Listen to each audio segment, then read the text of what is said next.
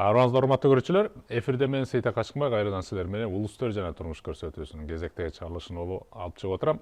Бүгүн бизде тема Кыргыз улусуна, Кыргыз өлкөсүнө оппозиция керекпи деп аталат. Ал үчүн бизге бүгүн өзгөчө конок Бүтүн Кыргызстан партиясынын лидери, бизге көрүнүктүү саясатчы десек болот. Адахан мырза конокто. Кош келипсиз. Саламатсыз. Азыр айтып кеттик, бүгүнкү тема могу оппозиция жөнүндө болмокту да. Оппозиция дегенде негизинен биз бийликке кайшы айткан бир мындай көкпет бир нерсени көбүнчө биздин саясатта элестетебиз. Бирок бунун мындай маданияттуу дагы мааниси бар экен. Бул оппонент катары да. Негизинен бийлик деле, оппозиция деле экөө тең эле ошо бир өлкөнүн атуулу, экөө тең эле ошо кыргыз атанын балдары да. Болгону экөө мен өлкөнү моунтуп өнүктүрсөм деп өзүнүн сунушун айтып, бийлик менен макул болбой, жакшыраак жолун айтканга аракет кылган нерсени биз мындай түшүнөбүз да, негизичи, мындай классикалык маанисиндечи. Ушундай мааниде алып карай турган болсок, биринчи суроом сизге. Бизде бүгүн сиздин көзүңүздө, сиздин байкооңузда бүгүн кыргыз саясатында оппозициялык күчтөр барбы бүгүн? Ким бийлик бүгүн, жана ким оппозиция? Кутмандуу кечиңиздер менен ошо тарпы чыгып бүткөн суроолор да. Тарпы чыгып бүткөн тема. Оппозиция керекпи деп эле сурай берет. Керекпи деп. Эми керек экенин 1000 жолу айтсаң деле кайра сурай берет. Оппозиция керекпи деп. Керек. Керек. 1000 жолу айтам, керек. Эгер коом өсүүгө даярданган болсо, өсүүгө кабилети бар болгон болсо, оппозициясыз болбойт. Башка маселе. Бизде баягы бийликке каршы чыгып койсоң эле оппозиционерлер деп кара көбөнү сүртүп, оппозиция бул эң керектүү күч түшүнгөн бийликке. Бийлик күчтүү болсо, оппозиция сөзсүз керек болот. Бийликтин алсыз бийлик, арсыз бийлик, сабатсыз бийлик ага ошол каршы пикир айтып койгондордун баарыгын жаап, жашырып, камап, самап, кууп, жок кылып отурат. Бул арсыз бийлик. Арсыз бийлик. Эгерде өтө ынтымакта жашап аткан бир үй бүлөдө дагы оппозиция бар. Аялы күйөөсүнө оппозицияда. Күйөөсү бир жерге барганда жакшынакай шарактап отуруп, ачуу суудан жутуп келген болсо, сөзсүз түрдө сынга кабылат. Бул эмне деген болот? Бул баягы туура эмес жасап аткан иштерин бетке айтып койсо, сөзсүз эмне болот? Каршылаш болот. Каршылаштык бул оппонент, өзүңүз жана айткандай оппонент. Бул сөзсүз керек. Эми менимче 1001 жолу бербесе керек ушул суроону. Керекпи же кереги жокпу деп. Бүтүндөй өнүккөн, өркүндөгөн мамлекеттердин баардыгында расмий оппозиция бар. Парламенттик оппозиция болот, системная оппозиция деп коет. Анан не системная. Мындай кандайдыр бир учур жагдай пайда болуп калса, заматта чыга калат. Мисалы, мына Францияда сары камзирчилардын маршы жүрүп атат. Бензиндин кымбатташына каршы болгон. Ошонун башында дагы, кыймылдын башында дагы бирөө пайда болот. Бул системага кирбеген оппозиция болот. Парламентинде системалуу оппозиция болот. Англияда оппозициянын мыйзамдык, социалдык легитимдүүлүгү боюнча Англия менен ошол Германия, Америка ушул өлкөлөрдө аябагандай каттуу күчкө ээ. Алардын кадыр баркы өтө жогору. Аларга баягындай бир биздин кыргыз коомундагыдай болуп, мындай бир жапайыга жасагандай мамиле кылбайт. Өтө чоң сый, өтө чоң урмат менен мамиле жасалат. Бул башка маселе.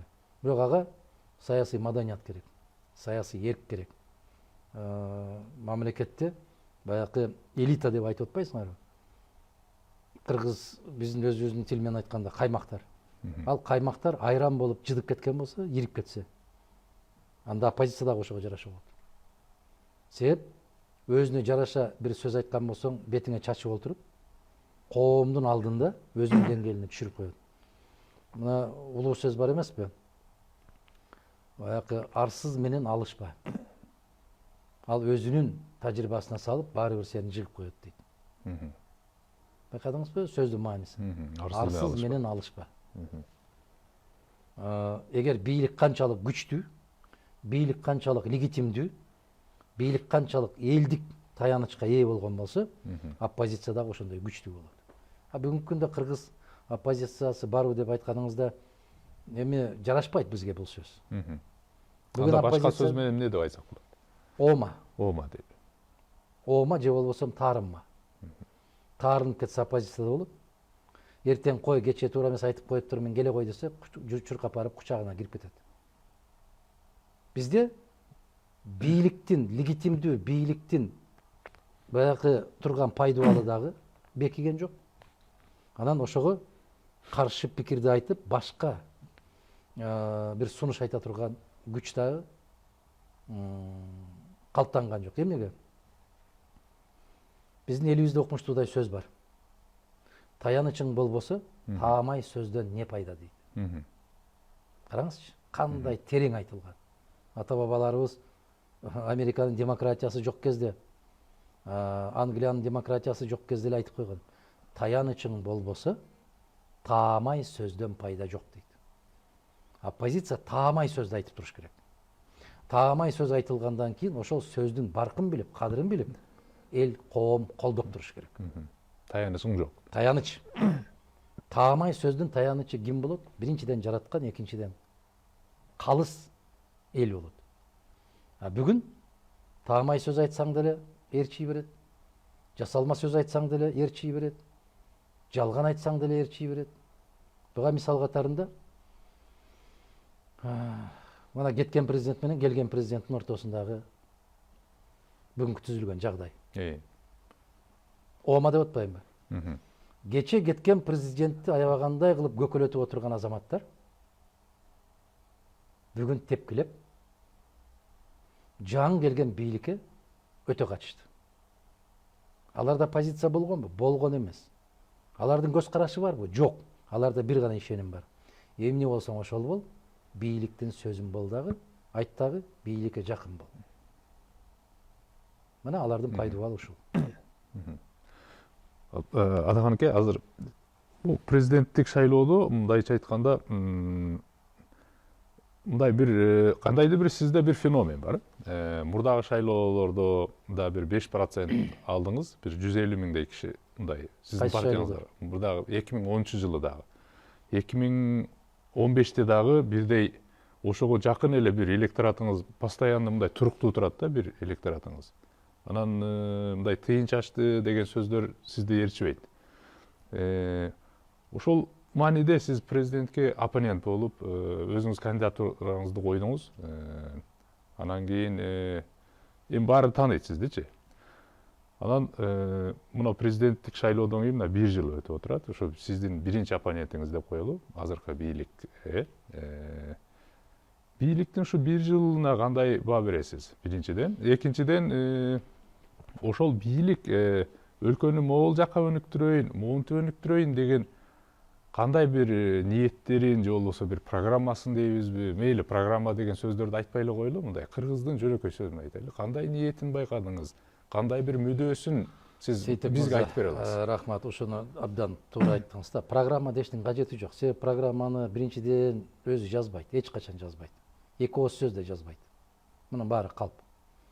Кече жолугушууда аларчада да айтпадымбы, концепция укмуш жазылыптыр. Ал айланайын.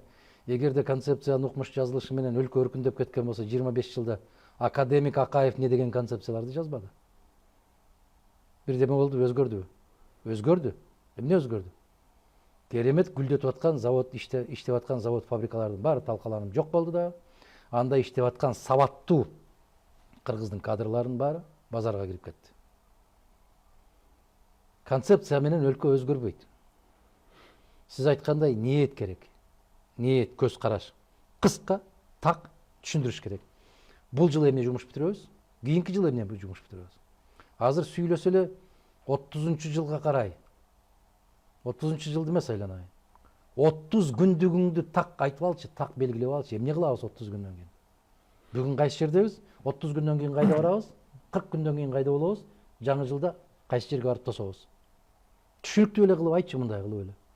Себеп жазып бергенди баягы Аскар Акаевтан берки жазып отурган адистер бар да, жана ал жактан бул жактан көчүрүп, чампалап, бириктирип, анан эбегейсиз акча алышат ошого.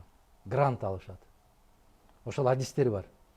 Жана келемиштей болуп алгандар бар да, ак үйдүн жанагы келемиши болуп кирип алган, аларды эч ким көрбөйт, эч ким билбейт.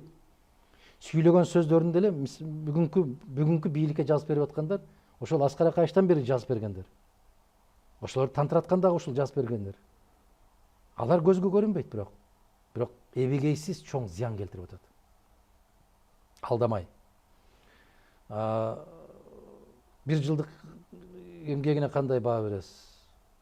Мен көп эле жолу бердим. Кайра кайталай бербейин. Баары салыштырмалуулук менен. Ошо салыштырмалуулук менен айтып берсеңиз. Салыштырмалуулук менен айта турган болсок, биздин кошуна мамлекеттердеги өсүштү караңыз дагы, биздеги өсүштү караңыз. Туздуу, катуу, жумшак деп айта турган болсок. Ара жолду кайда барышын бүгүнкү бийлик өзү да билбейт. Кайда баратканын да билбейт. Эмне үчүн баратканын да билбейт. Себеп дагы эле ошол кыргыз элибиздин залкар сөздөрүнө кайрылайын. Көчтү уласаң сөздү ула дейт. Бул көчтү улайм деди. Анда сөздү улаш керек. Сөз кимдин сөзүн улаш керек болот? Өзүнүн алдындагысынын сөзүн улаш керек болот. Алардын сөзү бирикпестен тескерисинче чагылган чаккандай болуп бири-бирине карама каршы күчтөр пайда болбоду. Демек логика жок. Биздин өлкө логикасы жок. Адамдын аң сезимине туура келбеген. Баягы утурумдук кандайдыр бир көз караштар менен өсүп келатат да. Биздин көңүлүбүз дагы утурумдукка. Азыр жакшы курсагыбыз тоюп калса күлүп калабыз. Курсагыбыз ачып кетсе бири-бирибизге ырылдап, ызылдап киребиз. Мына ошондой саясий маданият пайда болбой калды да. Сиздин берген сурооңузга жооп бериш өтө кыйын. Эмнеге?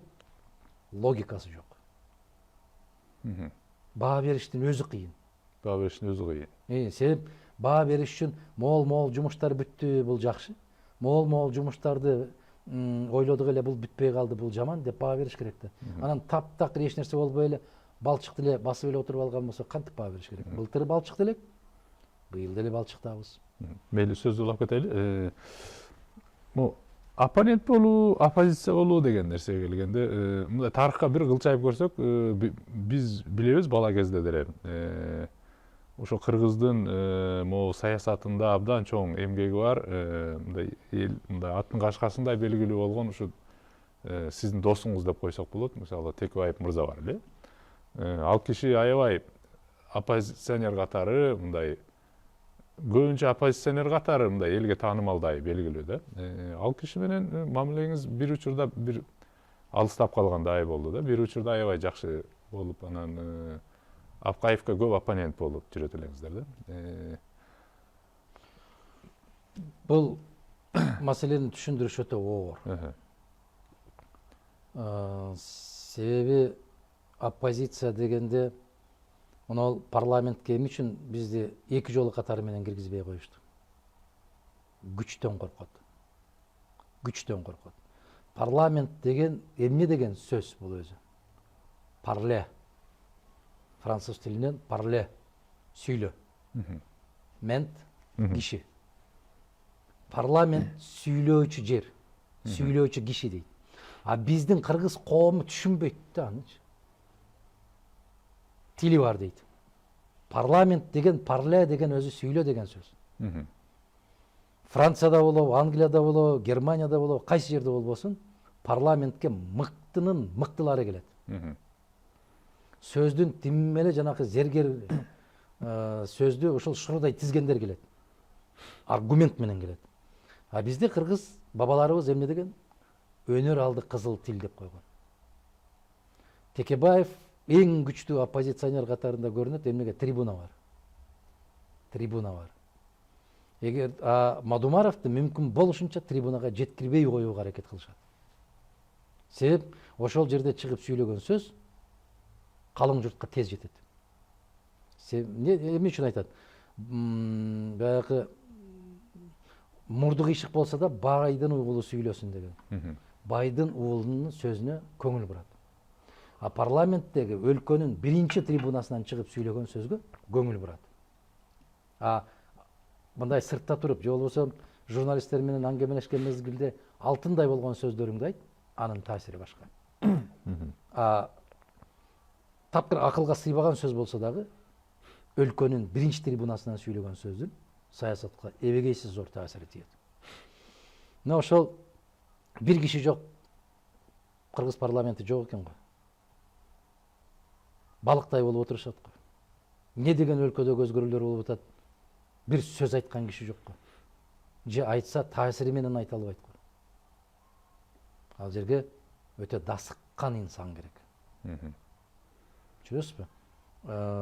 Аябагандай чоң даярдыктан өткөн инсан керек. Ар бир сүйлөгөн сөзүн кыш кынагандай кынап айткан киши керек. Ал жөн эле дейди кептер болбойт парламентте.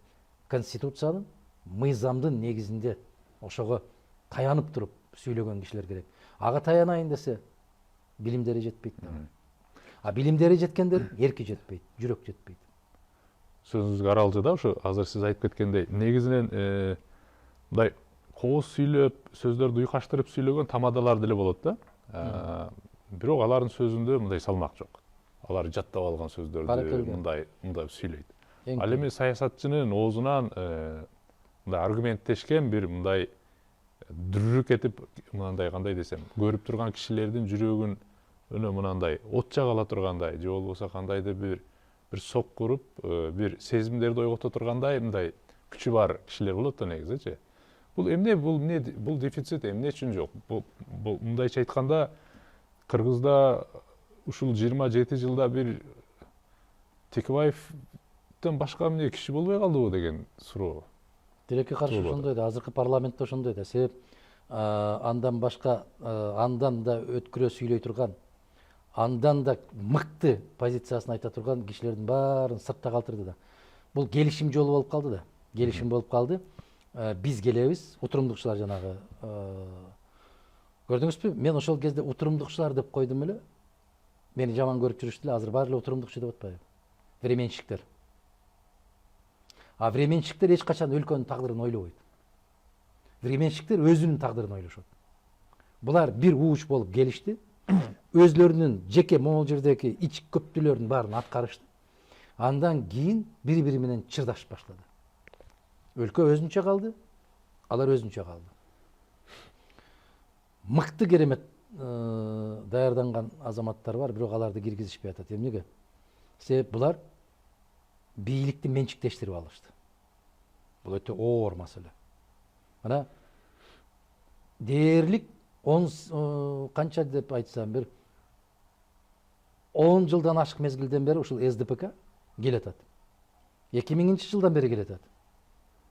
СДПКдан өткөн депутаттар спикерде болушкан. 2000 жылы. Кээ бир атактуу инсандар келишкен ошондой болушкан. Бирок эч кандай жоопкерчиликти тартпай атат да. 8 жылдан берки өтүп аткан бүтүндөй башаламандыктын баарына ушул партия жооптуу болуш керек. Макулсузбу? Себеп сот бийлигин дагы, мыйзам чыгаруу бийлигин дагы, аткаруу бийлигин дагы бүтүндөй кучагына алып ээлеп алган бир эле партия. Айылдагы мектептин директорлоруна чейин ушу партиядан болуп кетишти. Эмне таптык? Эмне көрдүк? Эмнеге жетиштик? Эгерде булардын ортосунда жанагындай чыр-чатактар чыкпаса, дали ошол бойдон кете берет эле. Чыр-чатак өлкөнү өнүктүрүүнүн башкача көз карашынын, башка ишенимдин негизинде чыккан жок. Сен мага тийиштиң, мен сага көрсөтөм. Менин айтканым болуш керек эле, сен ага макул болбой атасың. Мына ушундай баягы жаш бала бакчада балдар чыгып алып, кум төккөн кичине аянтча барбы? Ошол жерде ойной берет да. Анан ошол жерде бир карасаң эле кучакташып эле ойношуп аткан болот. Бир аздан кийин карасаң, бири-биринин чачын тытышып аткан. Эмнеге? Бул менин оюнчугумду алып алды. Түшүндүңүзбү? Биздин кыргыз бүгүнкү күндөгү саясатчыларыбыз ошол балдар ойноп аткан кумдун тегерегинен чыга албай коюшту. Ошонун чоң деңгээли. Андан ашып, андан деңгээли көтөрүлбөй койду. Ошол эле да, бул менин кумум. Анан бул менин оюнчугум.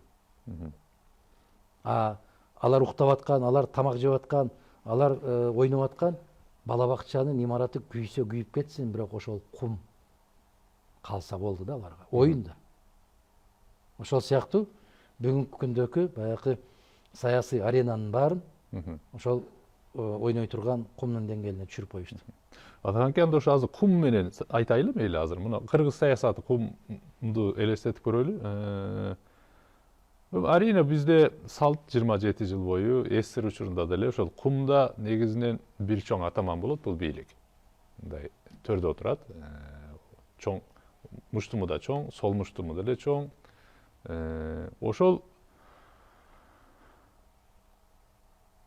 чоң оюнчунун ошол мындайча айтканда эң чоң эрке баланын бийликти айтып коелу, мындай салыштырмалуу түрдө айтып атам, метафора. Ошо эрке баланын камчысы бар да. Бир мындай жакшы өрүлгөн бир камчысы болот, бул КГБ деген. Да сол жагында да бир камчысы болот, бул прокуратура деген. Анан кичинерээк мындай кат мынтиптир кийип алып туруп тепсең катуураак тие турган өтүктөрү болот. Бул милиция дейли. Ушунун баары ушу эрке балага таандык экен да биздечи.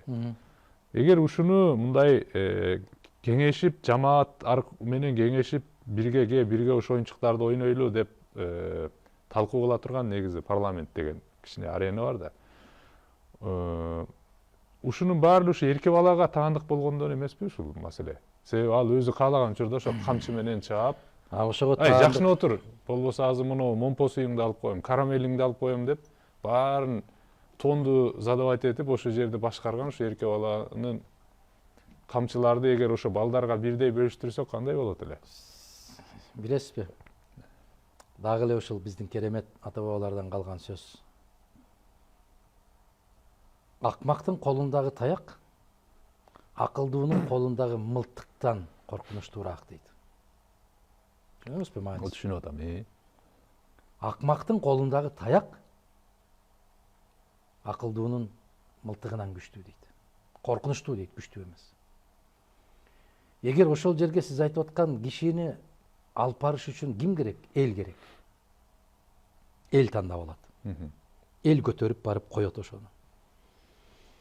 Эгер ошону кое турган коом жеке өзүнүн кызыкчылыгына, өлкөнүн эмес, улуттун, элдин, жердин эмес, өзүнүн кызыкчылыгына таянган болсо, өзүнүн кызыкчылыгына таянган кишини алып барып коюп алат. Түшүндүңүзбү мен айтканымды? Ар бир эл пейилине жараша болот. Ооба. Эгер жеке инсан, сиз менен биз экөөбүз, мына Сейтек мырза 5000 сом алып турсуң, ушу жерге барып иштеп бер деп атат десе, чуркап кетсем, бааң 5000 болот. Мага келип айтат да, 10.000 сом акча берели, могул жумуштумду бүтүрүп бер. Мен чуркап кетсем, менин баам 10.000. Ар бир шайлоодо биздин элибиздин баасы бар. Чуркап кетет. Эч качан ойлонбойт келечекке көз чаптырбай калдык. 2 сааттык рахаты менен бүтүндөй тагдырын тобокелге салып бере турган коомубузда. А муну мусулманчылыкта айтып коет, ар бир элдин пейилине жараша жетекчи беребиз. Заалым коомго, жаман бузулган коомго заалым падыша берип, ал аркылуу жазалайбыз. Мүмкүн биздин улуттун жазасыдыр алар. Шорубуз бар. Себеп мен кечээ бир коллегаңыз, кесиптешиңиз суроо берип атканда айттым эле. А эмне үчүн мен жетекчи болом деген кыргыздын суурулуп чыккан азамат жигиттери менен кыздарын карабайсыңар дагы? Кокусунан келип калгандардын аркасынан чуркайсыңар. Бул да менин сөзүм эмес. Акаевтан баштап азыркысына чейин алардын өздөрүнүн сөздөрүн айттым мен. Кокустан келип калдык деп эле туруп берет да, колдорун жайып эле. Эсиңизде барбы? Акаевт айтпады беле, мен каалаган эмес эле.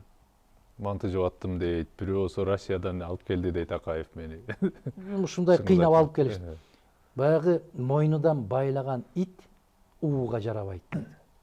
А эмне үчүн ошолорду кыйнап эле мойнундан байлап алып келип атабыз? Эмнеге суурулуп баягы кармаган жерден суу кан чыгара турган азаматтарды таба албай атабыз? Демек, биз өзүбүзгө карашыбыз керек. Кемчилдиктин баарын өзүбүздөн издешибиз керек. Издебейли өзүбүз. Бизге сөзсүз эле мына бөтөн өлкө кечээ бир көрсөтүү болуп атат. Кытай дейт, тажиктерге ушунча акча берди дагы, бизге мынча берип койду деп таарын ичин айтып атат. Кимге таарынып атасың? А эмнеге сага Кытай бериш керек? Жөндөн жөн элеби? Алмайдын бермеyi бар дейт. Ойлонбойлубу кичине? Биз уялбай калдык да. Биз насияга жашаганды дагы уялбай калдык. Бирөөдөн бирдеме барып сурап колубузду сунгандан да уялбай калдык. Бул кадыресе көрүнүш болуп калды. Ошон үчүн эр азамат мыктыларды эрди эр кылган эл болот. Анан ошол эр көтөрүлүп чыгып, элди эл кылат. А биз тилекке каршы ошол эрлерди таба албай атабыз. Неге? Кекиртек, ашказан. Акыл менен ой жүгүртпөй, ашказанды көбүрөөк ойлоп калып атканыбыздын кесепети ушул. Адамке азыр айткан сөзүңүзгө уланды. Мындайда негизи биз адам баласы, биз пендебиз да баарыбыз. Биз баарыбыз ушунча канча адам болгон менен бирок тилекке каршы адахандар, сейтектер бардык жерде эле мындай бирдей эмес да. Ыйман ойгонуп, кой мен 1 сом албайм, 10 сом албайм, 1000 сомуңду албайм деп мындай өзүнүн принцибине туруп, кой ушу аягына чейин барайын деген кишилер бул негизинен аз да. Керек болсо бул Жапанда айтабызбы, Американы айтабызбы, керек болсо демократия деген сөзгө мамилеңиз кандай билбейм, бирок мен ушул сөздү колдонуп коеюн. Мейли. Швецияны алабызбы, Американы алабызбы, Германияда деле ушу демократия эң орногон өлкөлөрдө деле негизи адамдардын напси мындай бардык эле учурда бирдей эмес да. Негизи саясатчылар бардык эле жерде мындай бир туура эмес иштерди кылып, бир аркасынан бир иштерди кылгысы коюп, мындай бийлик отургулары келип алып, аягына чейин отуруп алуулары келе берет экен. Бардык эле жерде адам баласы окшош экен. Бул кыргыз деле ал эмес. Айтайын дегеним, бирок ошол өлкөлөрдө өзү жакшы демократия булчу. Адамдын напсиси 1000 бузулса дагы, каниет кылбаса деле, кандай жаман ниети менен болгон адам болсо деле, экинчи жолу аны шайтан кылып ийбегенге тосуп тура турган механизмдер болот экен да. Ал ошол бизге ушуну кантип орнотсок болот? Ал ошол эл. Эл. Ошонун эң мыкты механизми эл. Мына карап көрүңүз. Анда сиз кыргыз элине таштап коюп атпайсызбы? Кыргыз элине таштап коюп аткан жерим жок. Мен дегенде сиз бардыгына бирдей таштап атасыз. Мен элимди аябай сүйөм. Аябай арзан бир мындай жасалма, жасакерленип, жакшы көрүнмөй сөз таап алдыңар да. Элде сөз жок деген. Жок, мен сөз бар жок деген жокмун, бирок элге ташырып аткан жоксузбу деп айтып атам. Көпчүлүк учурда айтып атат да. Мен эл жөнүндө жооп бере албайм. Элди коргосоңор менчелик коргосоңор да. Эл десеңер менчелик күйөрсүңөр. Бирок балаңды жаман көргөндөн урушпайсың да. Балаңды жаман көргөндөн сындабайсың да. Балаңды киши болсун деп сындайсың. Ошол сыяктуу эми шайлоону эл өткөрүп берип атпай, ким өткөрүп берип атат? Шайлоону эл өткөрбөй эле турат да. Бийлик өткөрөт да дайым. Эми мындай да карагыла. Ошол жерде шайлоо участкалык комиссиясында отурган жигиттер менен кыздар ошол элдин өкүлдөрү отуруп атабы? Ал деген мамлекеттин өкүлдөрү болуп атпайбы анын баары? Шашпа айланайын. Шашпа. Ар бир айыл билет. Кимди колдойт, кимди көтөрөт. Ар бир айыл билет. Ар бир мектептин мугалими билет. Директори кайсы жерден тамак ичип алып, кайда чуркап жүрүп атканын мектептин мугалимдери билет. Ошого бир директорго каршы чыга албаган элби? Мектептин мугалимдери элге киреби, кирбейби? Анан ошол айыл кимди көтөрүшүн билет, кимге добуш бергенин билет. Бирок жыйынтыгында анысынан сурайт, мунусунан сурайт. Сен кимге добуш бердиң? Буга добуш бердим. Жыйынтыгы чыкканда таптакыр башкача чыгып калганда өз эрки үчүн күрөшө албай атабы ошол айыл? Кандай дейсиз? Ошол өз эрки үчүн күрөшпөгөнүн кесепетинен 2-3 Кудайдан жөө качкан безерлер каалаган санын жазып коюп атат протоколго. Элде ресурс барбы, кантип ойлойсуз? Мен айтып атпаймынбы? Ошо баягы сиз айтып аткан камчы элдин колунда болуш керек. Эл каалаган кишисине бериш керек. Мына Америкада президентке республикачыл киши келип калды, республика партиясынан келип калды. Трамп. Эмне үчүн эл аң сезими менен Конгресске демократтарды шайлады. Таразанын эки ташын тегиздеп туруш үчүн шайлады. А бизде СДПК президент болсо, ажатканасынын кароолчусуна чейин СДПК. Мына ушул ортолукту, калыстыкты сактап, аябагандай каттуу кылдаттык менен карап турган коом болот. Эч качан бир кишини күчтөнтүп жибербейт. Германияда жакында шайлоо болду. Бүтүндөй Европа биримдиги Меркелди улуу саясатчы деп аябай колдоп атат. Туурабы? Меркель бир сөзүнөн жаңылды. Баягы келген мигранттар боюнча. Жергиликтүү бийликтерге шайлоолор болду. 30%дан аша албай койду. Ошонун жыйынтыгын чыгаруу менен эң соңку шайлоо кайсы жерде болду? Баварияда болду. 30%дан аша албагандан кийин Меркель эмне деди? Мен кетем деди. Мен мөөнөтүм бүтөт, мына кийинки жылы февралда буларда шайлоо партиясына шайлоолор болот. Мен кетем. Неге? Элдин ишенимине ээ боло албай калдым деди. Ошол сизге жагабы ошондой практика? Мага укмуш жагат ошол. Демократия да бул.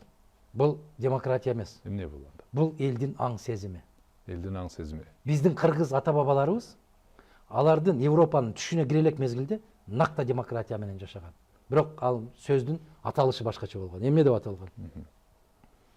Жараткандын алдында баары бирдей деген. Падыша бол, кайырчу бол, өлүм үчүн бирдей сенин катарың деген. Немистерде бар ушул сөз? Жок. Биз токтотпойлубу эми аларга суктанып, өзүбүздү аябай артта калган деп. Биз тек гана ата бабалардын жолун улай албай. Сизден сурап атам, сизге жагабы десем жагат деп атасыз. Мага жагат, принципи жагат. Бирок бул демократия деген сөз эмес. Бул баягы коом аябагандай зирек, коом өз бийликти башкарып турат. Ошону текшерип турат. Америкада дагы ушундай болду. Сенатка республикачылар көбөйдү эле, Конгресске демократ партиясын кой. Экөө бири-бири менен таразанын ташындай болуп турушат эми. Билесизби канча добушка айырмасы бар? 4-5 добушка айырмасы бар. Муну ким көзөмөлдөп атат? Американын коому эл көзөмөлдөп атат. Мен макулмун, айтканыңызга 100% макулмун. Электорат өзү көзөмөлдөп атат. Бизде дагы коом. Бул демократия. Бизде дагы коом ошол деңгээлге чыгышы керек. Мына 8 жылдан берки болуп аткан башаламанын баарын СДПК, КСДП деген партиянын мойнуна илип коюш керек. Бул ат көтөргүс, төбө көтөргүс, оор жүк. Булардын 8 жылда жасаганы аябагандай каттуу мамлекетке доо келтирди. Эми СДПКсынын, КСДПсынын көрсөткөн кандидатын бир добуштан парламентке да колдоп берет, өкмөткө да колдоп берет, президенттикке да колдоп берет. Коом көзөмөлгө албай калган кезде бир 10 Мадумаров чыкса дагы колдон келбей калат. Мен бая сөздү бекер айткан жокмун. Таянычың болбосо, таамай сөздөн пайда жок деп. Биз сөздөрдү таамай айтып атабыз, бирок неге таянышыбыз керек? Таянайын десең кулап баратсың. Калың элге таянабыз. Сиз айтып аткандай бүтүндөй эле элди каралап, күнөөнүн баарын элге артып турган жерим жок. Жок, ошол эл бар экен, биз мамлекетпиз. Эл бар экен, биз барбыз. Ошол эл тарбиялап өстүрдү бизди. Эл тарбиялап көтөрүп чыгарды. Бирок баягындай өтө жооптуу мезгил келгенде жоопкерчиликти бүтүндөй улут сезиши керек өзүнө. Бүтүндөй улут. Буга бир мисал. Бизде 700 миңге жакын кыргыз жарандары тек Россияда жумуш иштеп жүрүшөт. Алардын конституциялык укугу бар. Шайлоого жана шайланууга. Бул укукту эч ким чектей албайт. Буларды чектеп койду, шайлоого киргизбей койду. Бир 15-20 киши аябай каттуу ызаланды. Артынан башка иш жок. Эгер ошол 700 миңден 10 эле пайызы келсе, канча болот? 700 миң, 70 миң. 10%-нын ичинен дагы 10% келсе 7 миң болобу? 7 миң эле киши келип, бизден укукту тебеледиңер. Бизди адам катары көрбөй койдуңар. Биз силер ичип аткан, силер жеп аткан казынанын куржунунун бир бөлүгүн топтоп аткан элбиз. Биздин эмгегибиз адал, акчабыз адал, добушубуз арамбы деген маселени койсо, милдеттүү түрдө ак үйүң титиреп кетет. Демек ошого ушундай бир аракет болбогондон кийин жанагы сиз айтып аткан өтүгү менен тепкисе дагы үн чыкпаса,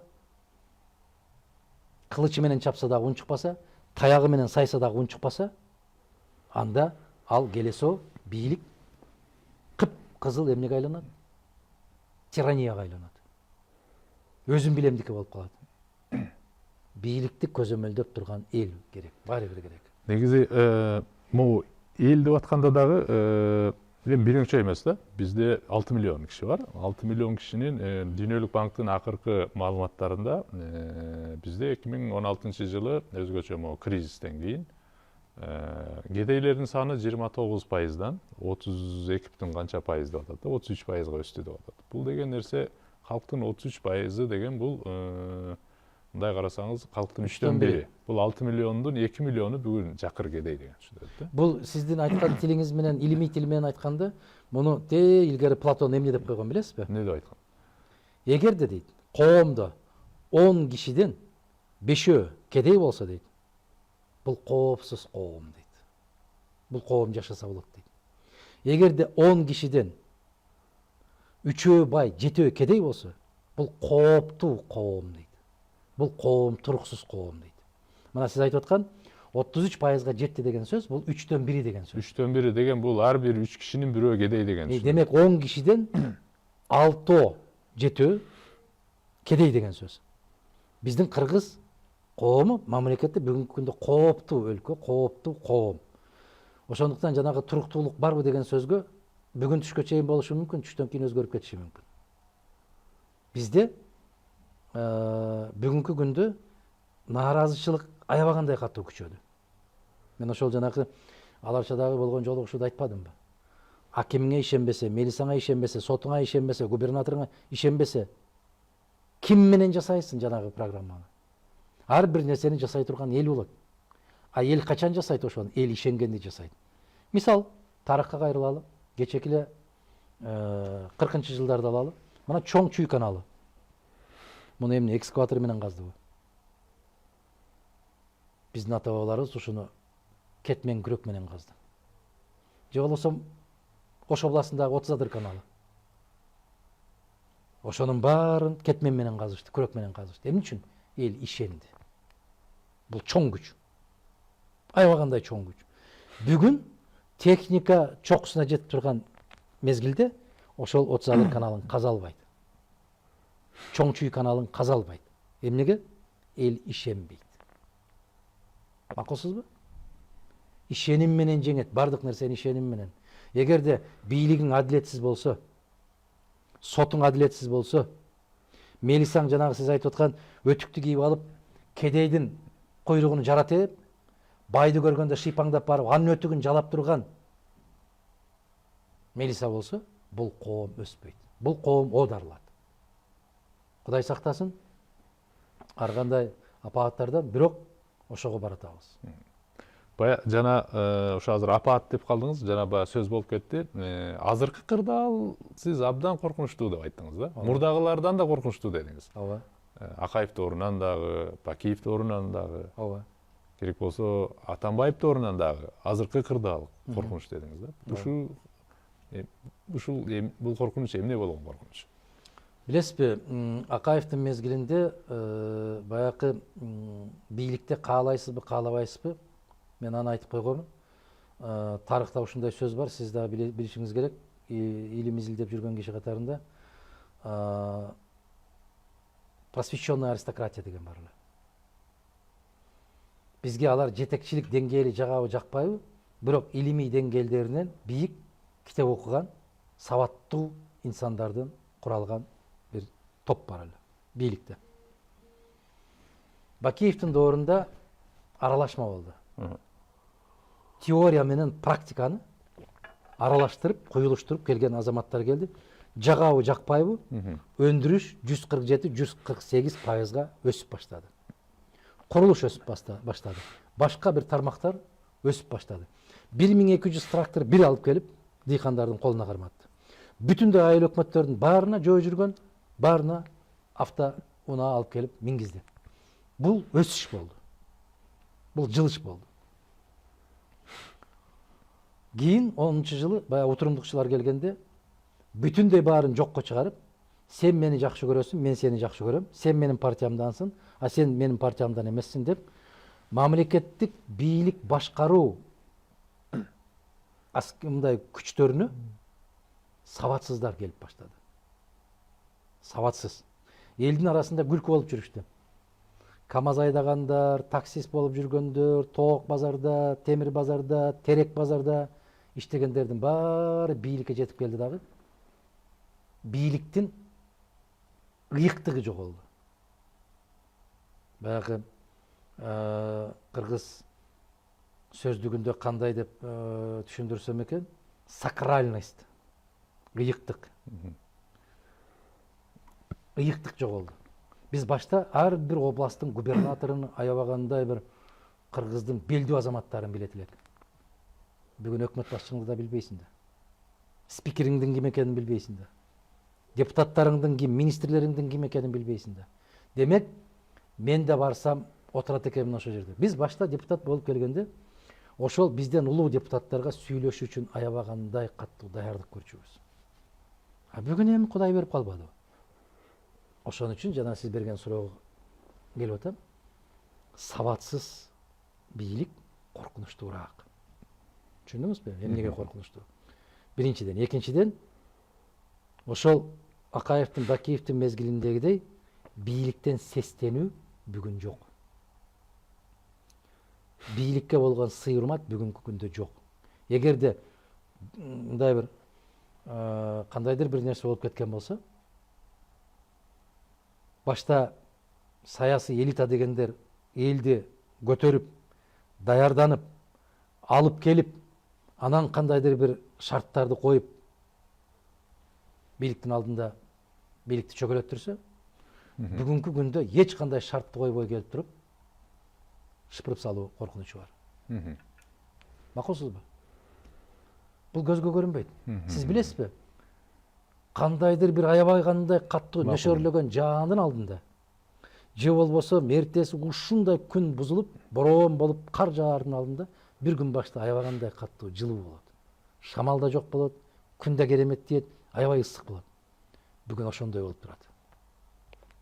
Эртең кандай бороон болуп кетишин жалгыз жараткан өзү билбесе, эч ким алдын ала айта албайт. Мындайча айтканда, бийлик дегенде негизи мына элитанын жүзүн айтып атабыз да, туурабы? Бул президенттик институт эле эмес, парламент, же болбосо жалпы эле биздин ошо кандай десем. Элита дегендичи, Сейтек мырза, мындай деп түшүнөлү да. Биз кыргыз ушундай түшүнүп калдык да бүгүнкү күндө, айрыкча ушул массалык маалымат каражаттары журналисттер, элита десе бийликте отургандарды түшүнүп калдык да. Жок. Элита деген түшүнүк бул кенен түшүнүк. Элитанын ичине азыр тиги айылда жашап аткан 80-90догу кемпир чалдар дагы элита. Мыкты аксөөк, мыкты аристократтар бар, ошолор элита. Бул биздин тил менен айталычы, улуттук тил менен айтканда, улуттун уюткусу. Ушундай эле сүйлөшөлү, элге түшүнүктүү болушу. Улуттун уюткусу. Улуттун уюткусу билимсиз, ошон үчүн коркунучтуу деп атасыз. Ошон үчүн коркунучтуу. Улуттун уюткусу болом дегендер. Уюткусу эмес, уюткусу болом деген бүгүнкү күндөгү ким бийликте болсо ошону айтып атпайбызбы? Каймактар. Ал каймак эмес. Андан да жөнөкөйрөөк тил менен түшүндүргөнгө аракет кылайын. Сенин ээлеген бийик кызматтык даражаң акыл кошпойт. Эгерде кандайдыр бир акыл ортозар же ортодон төмөндөк кишини бүгүн алып келип министр кылып отургузуп койсоң, министрлик макамы бийик көтөрүлөт, бирок акылы ошону менен ошого жараша көтөрүлбөйт. Ошол бойдон калат. Ага макулубуз. Оюмча коомчулук буга күбө бүгүн. Мен ошону айтып атам да, ошону түшүндүрө албай атам. Себеп бизде даражасы, кызматы бийиктеп кетсе эле жүгүнмөйчүлүк бар. Ошого сыйынуучулук бар. Эч нерсени түшүнбөгөн бир дөдөйдү коюп алат дагы. Анан сиз айткандай, сиз дегендей абдан туура айттыңыз, туура белгиледиңиз, таамай сүйлөдүңүз. Ушуну койбойлубу деп атам да. Ушуну койбойлубу. Кечээ кайсыл жерде эле да бүгүн кайсыл жерге кетип калды. Дагы бир жолу баса белгилеп айтам. Адам кызматтык даражасы көтөрүлүшү менен анын акыл эси көтөрүлүп кетпейт. Акыл эси ошол бойдон калат. Атаңке эмесе келечек жөнүндө сөз кылалы. Биринчи сиз жөнүндө уруксат берсеңиз сизге тиешелүү суроо берейин эмичи. Бере бериңиз. Оюмча келечекте президент болом деген ой планыңыз бар, э? Башкалардан айырмаланып, мен даяр эмес эле, мен каалабадым эле дегендерге мен кошулбайм. Мен мектептеги жашымдан бери өзүмдү өзүм даярдап келем. Даярдап келесиз, ооба. Анда абдан сонун. Буну дагы бир жолу ынандып угуп алдык. Эмесе мындай суроо да. Саясий аренада белгилүүсүз илгертен бери. Бирок эмнегедир орусча айтканда одиночкадай сезилесиз да, жалгыздай сезилесиз.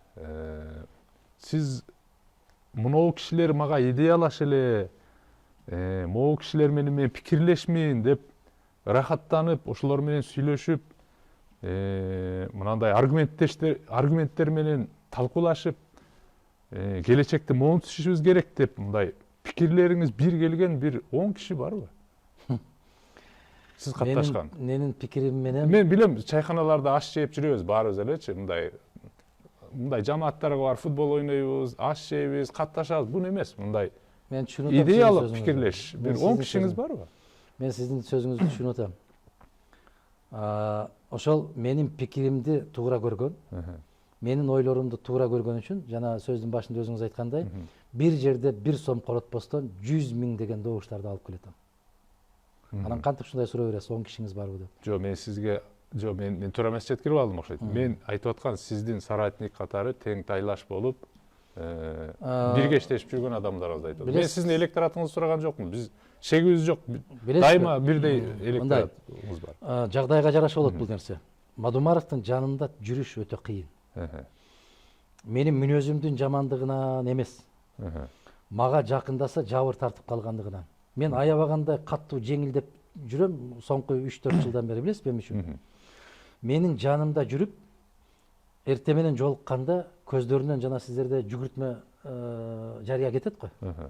Батир сатам, автоунаа сатам, өтүк сатам дегендей.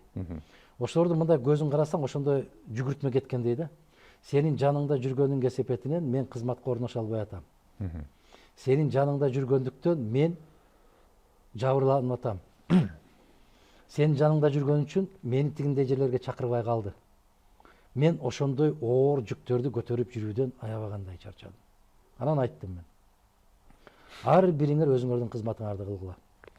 Жумушуңарга кеткиле. Керекпи? Барып президентиңе да, премьериңе да кайт. Мен ал кишини жаман көрөм. Мени жамандап барып кызматка орнош дагы, оокатыңды кыл. Жыргап калдым. Ишенесизби? Аябагандай жыргап калдым. Себеп ушундай деген бир сөз бар, ал Японияда жүргөн, сиз деле окусаңыз керек. Кээ бир кишилер кеткенден кийин ишиң оңолот дейт. Кээ бир кишилер жөнүндө жүк болуп эле жүрөт экен да. Оор жүк да. Себеп анын иши жүрүшпөй калса деле сенин жүрөгүң ооруйт. Аны бир жерге чакырбай калса деле карап отуруп сенин жүрөгүң ооруйт. Айрыкча биздин жанагы жигиттер ушундай, кыздар ушундай болуп калыптыр.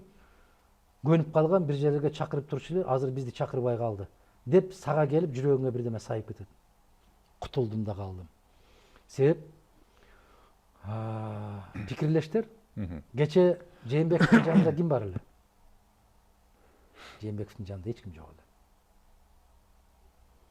Атамбаевдин тегерегинде бирин бири түртүп, бирин бири тепкилеп, мен жакыныраак болуп, мен жанында жүрөм деп, дагы эле ошол мен ушул макал лакаптарды аябай жакшы көрөм да. Төбө мингенде жигитти төбөсүнө көтөрүп, төгөрөктөп эл жүрөт дейт. Жөө жүргөндө жигитти жөн жүрбөйт го могул деп, жөөлөп түртүп эл күлөт дейт. Жөө жүргөндө сен пикирлеш табышың кыйын. Болгондо дагы сенин пикириң расмий бийлик менен дал келбесе. Эртең Аллахтан буйрук болуп, калың кыргыз элдин колдоосу менен бир төөгө минип калсаң, ошондо көрөсүң да. Анда группта кетире албайсың. Түшүндүм. Ошентсе дагычы, инсан катарычы, мындай изденесизби, мындайчы. Мен мунуларды окуп, ушул жааттан, ушул чөйрөдө мага мындай билим кичине жетишпей атат. Мен ошон үчүн ушул чөйрөдө күчтүү балдар менен да катташып, ошолордун да пикирин угайынчы деп мындай өзүңүз орусча айтканда самосовершенствоваться кыласызбы кылбайсызбы? Сиз билесизби, менимче саясий партиянын жетекчилеринин ичинен мен жолукканчалык кишилер менен бир да саясий партиянын жетекчиси жолукпайт. Мен муну кесе айтам, өтө ишенимдүү түрдө айтам. Кимдин пикирин угасыз? Мага студенттерден баштап, академиктерге чейин келишет. Мен отурган жерге, офиске. Өзүңүз тандайсызбы аларды же Жок, баары айткан үчүн эле уга мен бересизби? кишини тандабайм. Келем деген кишинин баарына ишенем. Баарын эле уга бересизби? Баарын эгер пикири болгон болсо угуш керек. Мени менен пикирлештерди мен тойго барганда, тойдо өтө жаман көрөм, барбайм. Батага барып калганда, тойго барганда көрөм. Пикирлештер аябай көп экенин билем. Эмнеге? Алар ачык айта албайт. Мындай сыртка чыкканда келип колду кысып укмуш айттыңыз, аябай туура айттыңыз. Мен сиздин пикириңизди колдойм. Ошо да пикирби бирок? Эми бүгүнкү күндөгү кыргыз элитасы деп айтып аткан Ал изденүү эмес да. деңгээли ошо. Эми изденүүгө келем. Мен биринчи сурооңдун биринчи бөлүгүнө жооп берем. Кечиресиз. Анда кишилер көп. Ар кандай тармактан көп. Окумуштуулары да бар, ишкерлери да бар. Баары бар. Эми изденүү. Билесизби, адам өзүнүн үстүнөн иштебей калган күнү өлөт. Ал өлүк жан. Менин бир да бир күнүм жок. Эң болбоду дегенде бир 40-50 барак бир китеп окуп алсам, ал күнүм мен өлүк күн. Эмне китеп окуйсуз? Толгон токой китеп окуйм. Адабий китеппи? Маселен, менин машинамда бир китеп бар. Мен отурган жумушчу ордунда бир китеп бар. Эки китепти айтып кетиңизчи, акыркы жолу окуган. Мына азыр эми мода болуп кетип баратпайбы? Бирдеме десе эле Айтматов дейт, бирдеме десе эле тиги Ли Куан Ю дейт. Ошол Ли Куан Юнун 3-чү дүйнөдөн 1-чи дүйнөгө деген китебин мен 3-чү жолу кайталап окуп атам. Сонун? Бул укмуш секирик. Сонун? 3-чү дүйнөдөн 1-чи дүйнөгө деген. Бул укмуштуудай чоң секирик. 3 китепти катары менен окуп баратам. Бирөөнү бүтүрдүм, экинчисинин жарымына келди, үчүнчүсү мына 3төн бирине. Бул эмне? Павел Басинский дегендин «Бегство из рая» деген. «Побег из рая». Бул Лев Николаевич Толстойдун биринчи жолу жарык көргөн күндөлүгү. Экинчиси «Святой против льва» деген китеп. Бул Иоанн Кронштадтскийдин Толстой менен экөөнүн кармашы, руханий кармашы, тил кармашы. Күчтүү китеппи?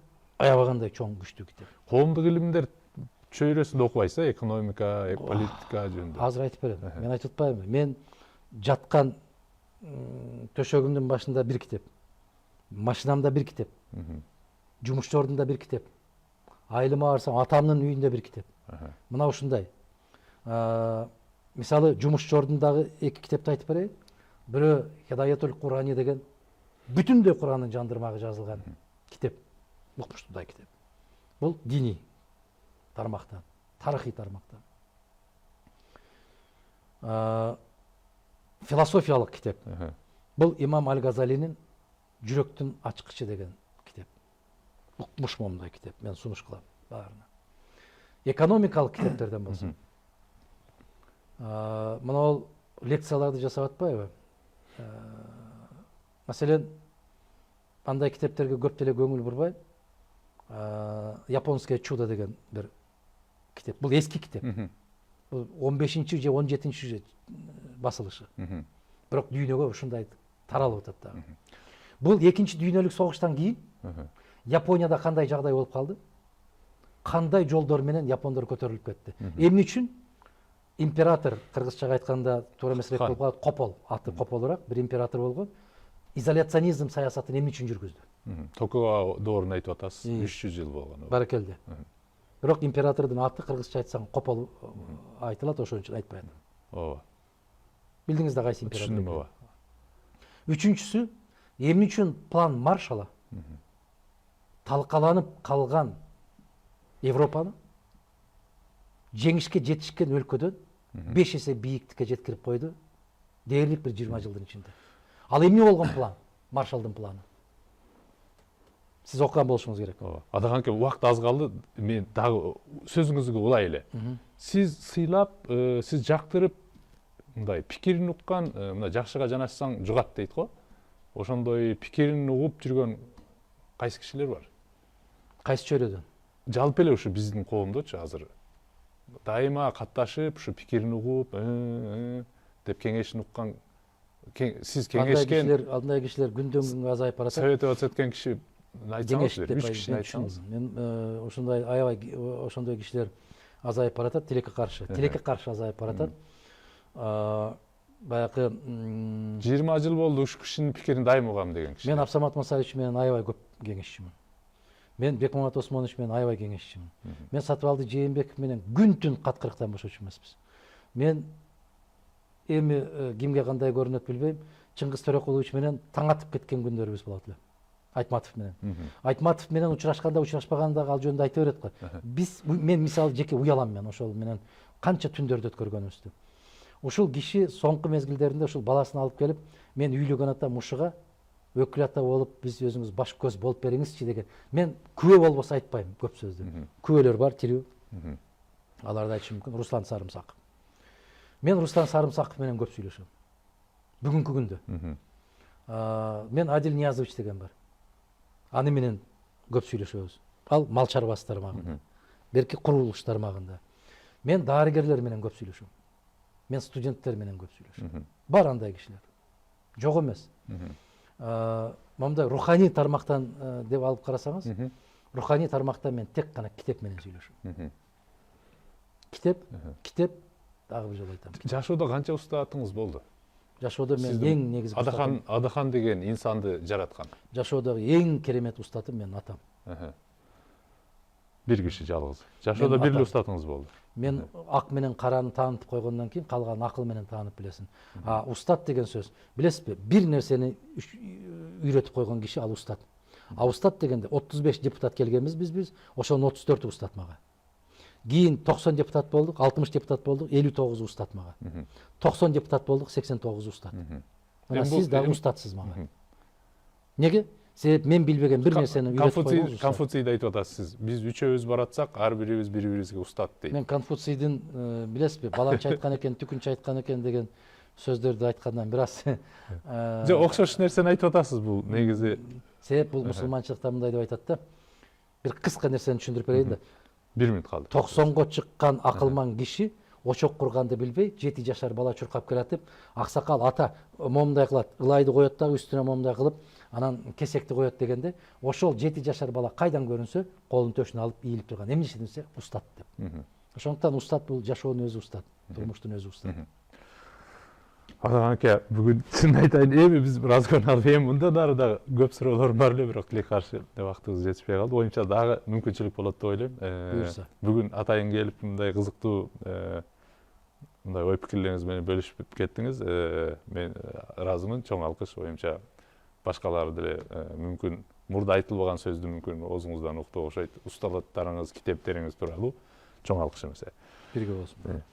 Урматтуу көрүүчүлөр, эмесе биздин бүгүнкү улустөр жана турмуш көрсөтүүбүздүн кезектеги чыгарылышы соңуна келип чыкты. Бүгүн биз кыргыз улусунда оппозиция керекпи деген теманын тегерегинде ошол учурда негизги акыркы өлкөдө болуп аткан кырдаалдарга да бир аз сарасеп болуп, Бүтүн Кыргызстан партиясынын лидери, көрүнүктүү саясатчы Адахан Мадумаров мырза келип конокто болду. Эмесе мен сиздер менен кайрадан көрүшкөнчө жакшы отуңуздар деп салам. Кайра кош.